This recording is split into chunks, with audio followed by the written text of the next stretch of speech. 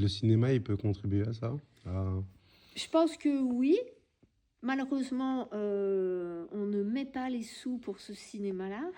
Mhm, Tu vois, mhm, on est tout le temps rivé à avoir voilà, Jamel Debbouze pour jouer l'arabe et Omar Sy pour jouer le noir. mhm, Et puis tout ça est très codifié. Donc, mhm. non, je pense que le cinéma, il doit être pirate. Alors, c'est dur parce que ça veut dire qu'il faut faire des films sans production, ça veut dire qu'il faut... Mais je pense qu'il faut aussi faire des médias à l'arrache aussi, tu vois. Enfin, déjà, comme ce que tu fais, c'est essentiel parce que justement, je pense qu'en fait, il faut que les individus commencent de leur propre chef à contrecarrer les médias, en fait. Tu as dit que le cinéma français était gangréné par le sionisme.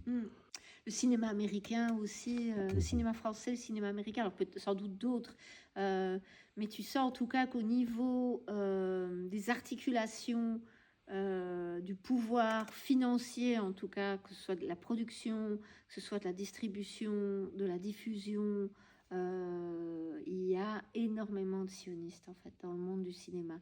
Donc ça, du coup, ça détermine vachement aussi quels sont les films produits.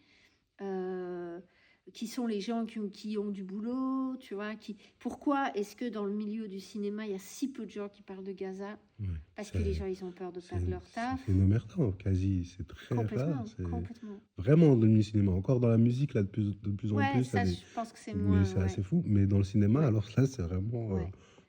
Et le cinéma américain, Hollywood, mais c'est hallucinant, Ouais, hein.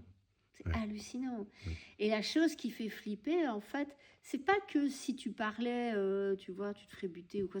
On n'est pas du tout à cet endroit-là. Mhm. Je parle